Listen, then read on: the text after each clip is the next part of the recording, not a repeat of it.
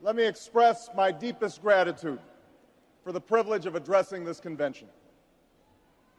Tonight is a particular honor for me because, let's face it, my presence on this stage is pretty unlikely. My father was a foreign student, born and raised in a small village in Kenya. He grew up herding goats, went to school in a tin roof shack. His father, my grandfather, was a cook, a domestic servant to the British. But my grandfather had larger dreams for his son. Through hard work and perseverance, my father got a scholarship to study in a magical place, America, that shone as a beacon of freedom and opportunity to so many who had come before. While studying here, my father met my mother. She was born in a town on the other side of the world, in Kansas.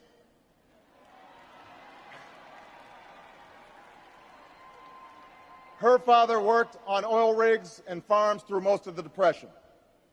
The day after Pearl Harbor, my grandfather signed up for duty, joined Patton's army, marched across Europe.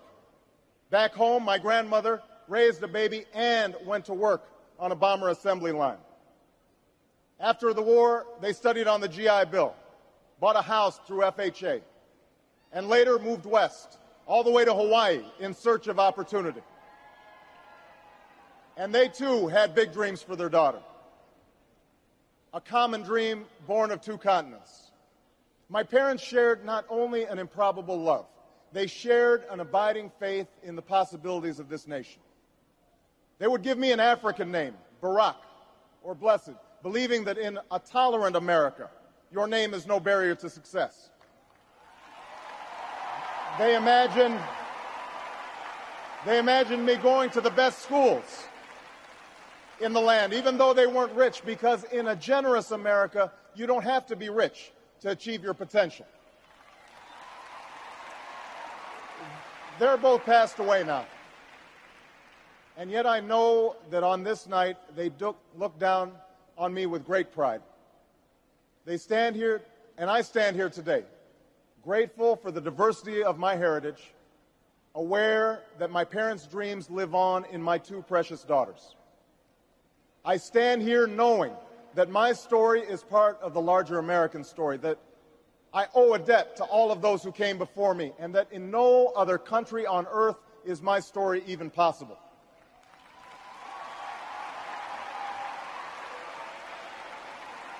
Tonight, we gather to affirm the greatness of our nation, not because of the height of our skyscrapers or the power of our military or the size of our economy.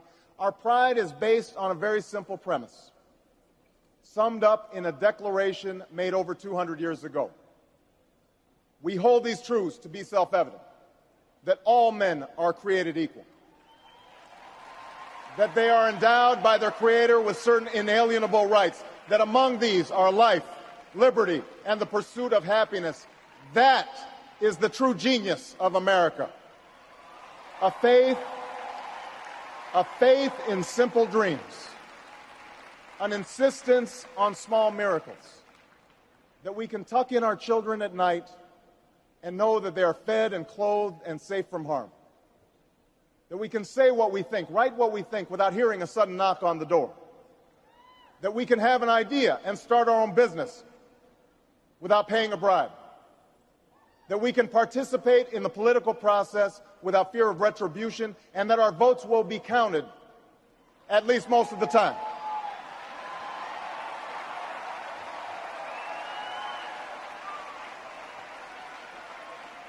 This year, in this election, we are called to reaffirm our values and our commitments, to hold them against a hard reality, and see how we're measuring up to the legacy of our forebears and the promise of future generations. And fellow Americans, Democrats, Republicans, Independents, I say to you tonight, we have more work to do.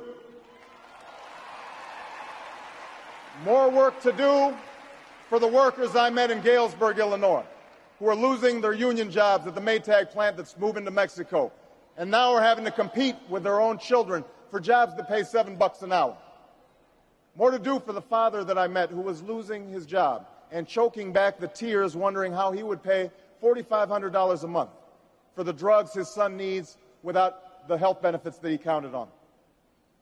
More to do for the young woman in East St. Louis, and thousands more like her, who has the grades, has the drive, has the will, but doesn't have the money to go to college.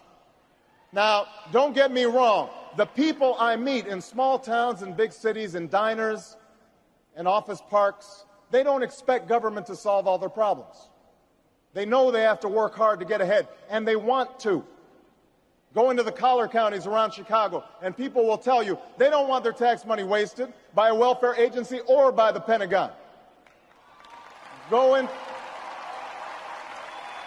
into any inner city neighborhood, and folks will tell you that government alone can't teach our kids to learn. They know that parents have to teach, that children can't achieve unless we raise their expectations and turn off the television sets and eradicate the slander that says a black youth with a book is acting white. They know those things.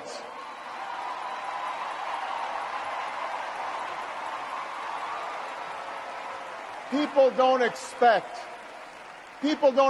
government to solve all their problems. But they sense deep in their bones that with just a slight change in priorities, we can make sure that every child in America has a decent shot at life, and that the doors of opportunity remain open to all. They know we can do better, and they want that choice. In this election, we offer that choice. Our party has chosen a man to lead us who embodies the best this country has to offer, and that man is John Kerry.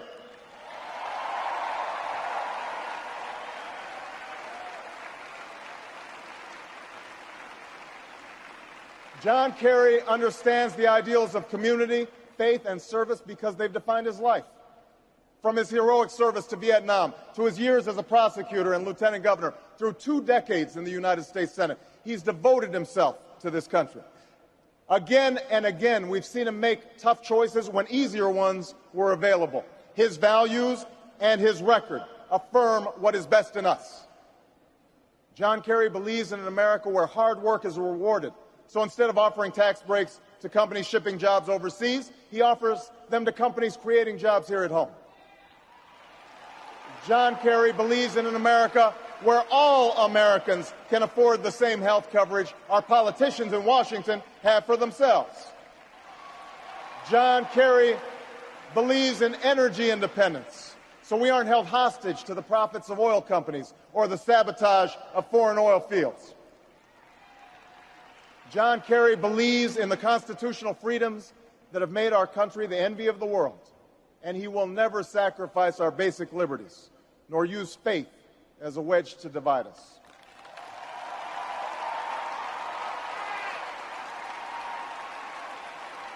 And John Kerry believes that in a dangerous world, war must be an option sometimes, but it should never be the first option. You know, a while back, I met a young man named Seamus in a VFW hall in East Moline, Illinois. He was a good-looking kid, 6'2", 6'3", clear-eyed with an easy smile. He told me he joined the Marines and was heading to Iraq the following week. And as I listened to him explain why he'd enlisted, the absolute faith he had in our country and its leaders, his devotion to duty and service, I thought, this young man was all that any of us might ever hope for in a child. But then I asked myself, are we serving Seamus as well as he's serving us? I thought of the 900 men and women, sons and daughters, husbands and wives, friends and neighbors who won't be returning to their own hometowns. I thought of the families I'd met who were struggling to get by without a loved one's full income, or whose loved ones had returned with a limb missing or nerves shattered, but still lacked long-term health benefits because they were reservists. When we send our young men and women into harm's way, we have a solemn obligation not to fudge the numbers or shade the truth about why they are going, to care for their families while they're gone, to tend to the soldiers upon their return, and to never, ever go to war without enough troops to win the war, secure the peace, and earn the respect of the world.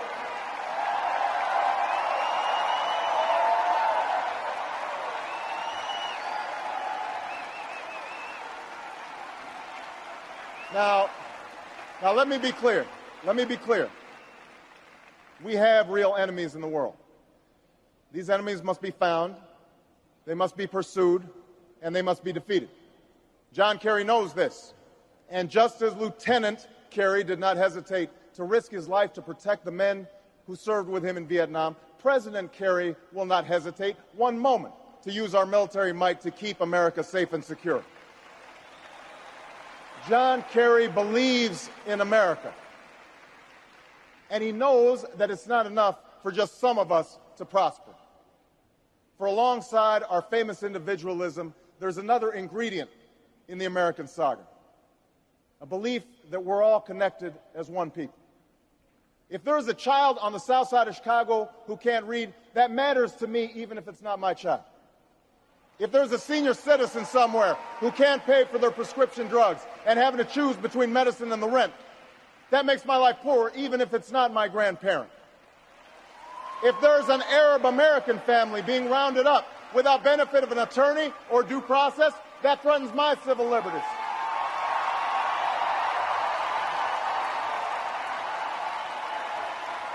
It is that fundamental belief.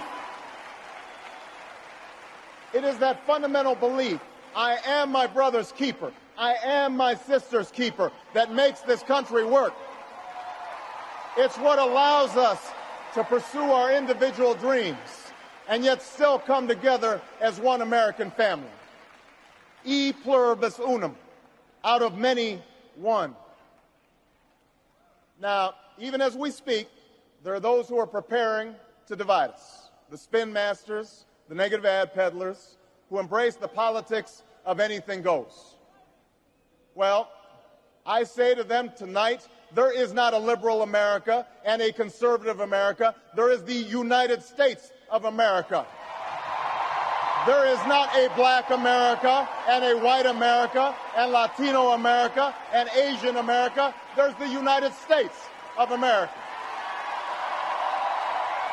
The pundits like to slice and dice our country into red states and blue states, red states for Republicans, blue states for Democrats. But I've got news for them, too. We worship an awesome God in the blue states, and we don't like federal agents poking around in our libraries in the red states. We coach Little League in the blue states, and yes, we've got some gay friends in the red states. There are patriots who opposed the war in Iraq, and there are patriots who supported the war in Iraq. We are one people, all of us pledging allegiance to the Stars and Stripes, all of us defending the United States of America.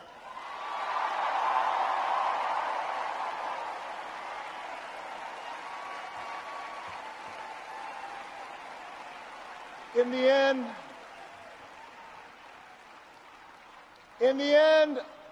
end, that's what this election is about. Do we participate in a politics of cynicism, or do we participate in a politics of hope? John Kerry calls on us to hope. John Edwards calls on us to hope. I'm not talking about blind optimism here, the almost willful ignorance that thinks unemployment will go away if we just don't think about it, or healthcare crisis will solve itself if we just ignore it. That's not what I'm talking about. I'm talking about something more substantial. It's the hope of slaves sitting around a fire singing freedom songs. The hope of immigrants setting out for distant shores. The hope of a young naval lieutenant bravely patrolling the Mekong Delta. The hope of a mill worker's son who dares to defy the odds. The hope of a skinny kid with a funny name who believes that America has a place for him too.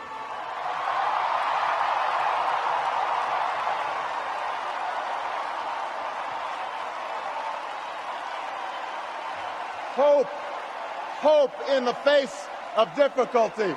Hope in the face of uncertainty. The audacity of hope.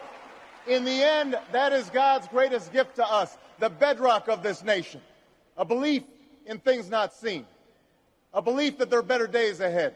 I believe that we can give our middle class relief and provide working families with a road to opportunity. I believe we can provide jobs to the jobless, homes to the homeless, and reclaim young people in cities across America from violence and despair. I believe that we have a righteous wind at our backs, and that as we stand on the crossroads of history, we can make the right choices and meet the challenges that face us. America, tonight, if you feel the same energy that I do, if you feel the same urgency that I do, if you feel the same passion that I do, if you feel the same hopefulness that I do, if we do what we must do, then I have no doubt that all across the country, from Florida to Oregon, from Washington to Maine, the people will rise up in November, and John Kerry will be sworn in as president, and John Edwards will be sworn in as vice president, and this country will reclaim its promise, and out of this long political darkness, a brighter day will come. Thank you very much, everybody. God bless you. Thank you.